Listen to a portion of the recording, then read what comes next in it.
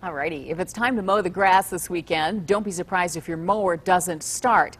Repair shops are seeing an increase in business because of a secret additive in our gasoline that nobody's telling you about. Consumer investigator Jen Strathman is here to show us how to keep everything running longer. What is this? Well, the whole thing has to do with the fact that Ohio does not regulate gas. So there's ethanol in it, and you probably had no idea.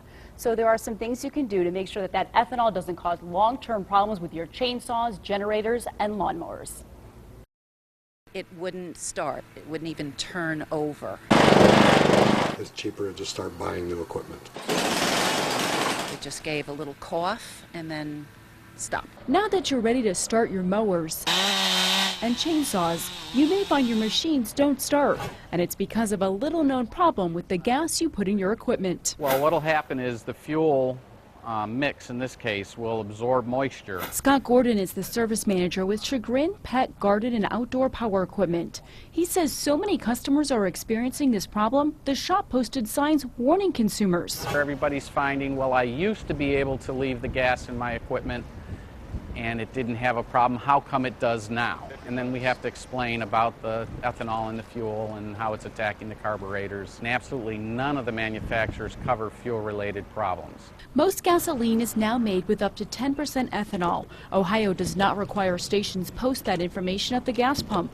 Cars and trucks have the technology to handle the change, but your smaller machines do not. You can see this container of regular unleaded gas actually has ethanol. Held up to the light, you can see water droplets forming on the bottom, capturing dirt. Ethanol draws moisture out of the air, leaving water in the fuel. That watery, dirty fuel mix gets into the machine's carburetor and leaves your machine sputtering, trying to start.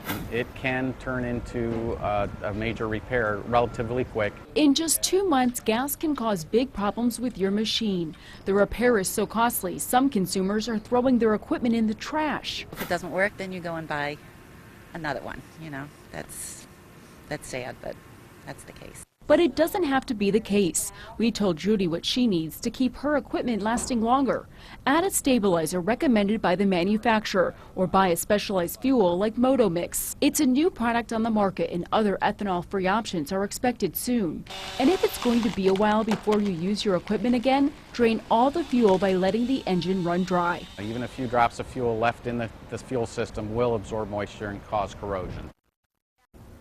So how much ethanol is in our gas? Well, the few stations that have stickers on the pump warn you as much as 10% ethanol is possible. So we wanted to test for ourselves, and we conducted our own Channel 5 science experiment, and we got samples that you could buy on the internet to test the ethanol, and we found as much as 10% ethanol in those samples. And there it is right there. Yeah, the blue science line, experiment. The blue line is the ethanol. So there's a lot. Do you think we're going to be seeing more ethanol in our gas? Absolutely. There is a big push right now in the federal government to add as much as 15% ethanol.